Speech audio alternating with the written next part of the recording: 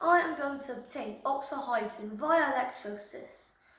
To make the water electrolysis process efficient, we're going to need to get an alkali solution, by the way, can't forget that part. And to go and make that solution, we're going to first of all get sodium carbonate with calcium hydroxide. When these get mixed together, we get sodium hydroxide, which is our alkaline. Now, we go and remove these. But this thing, which you'll see what does later, okay, very soon, so you need to very carefully tip this, which I believe I have. Then according to this, I just need to do this. And you're going to shake it. Now we're going to put this inside some boiling water.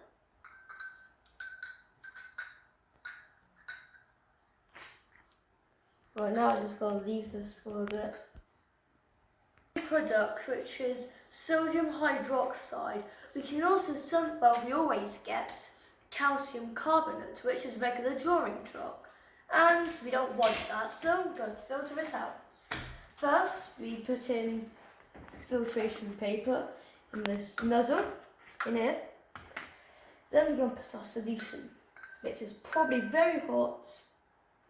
Oh, it's not, because it's supposed to be hot. Aha.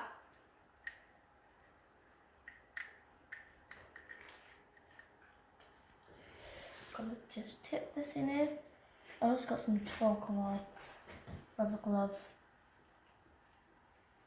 Now I've just got away until it's fully cleared.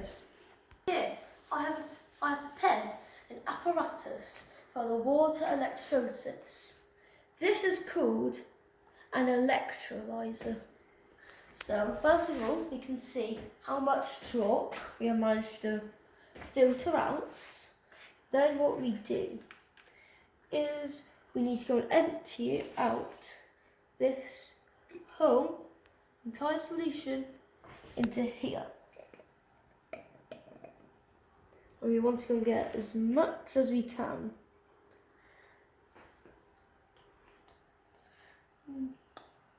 And not spill it, because if it spills, we don't get much oxyhydrogen, which means we won't get a big thing, which I'm not going to tell you yet. So now we connect to this, and then this we're going to put on top of here, so that we can go and collect the oxyhydrogen. Now we're going to wait for 2 minutes.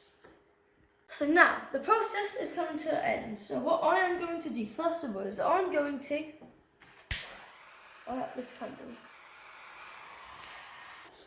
You don't want rubber or melted rubber / plastic on your hands. I'm going to guess it's not good. Wow. Well, the process is still going, so we can do it again. So, the water molecules, which is H2O, are quite strong together, so we use a lot of energy to break those bonds. And this energy is the electric energy from our batteries.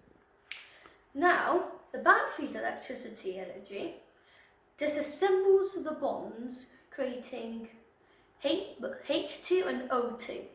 This together is highly flammable and it's called oxyhydrogen, and it makes a loud bang, which I shall demonstrate one last time. Yeah, really jump scares me. And also it is used for the driving force in rocket engines. And also the reason why the Heisenberg, an airship, crashed was because there was 200,000 cubic meters of hydrogen, and then that hydrogen reacted with the air outside, creating oxyhydrogen. This then got ignited by a spark, by static electricity, and boom. And over 250 1,000 tons of water got produced. And I'm still wondering, how was Heisenberg even on fire then?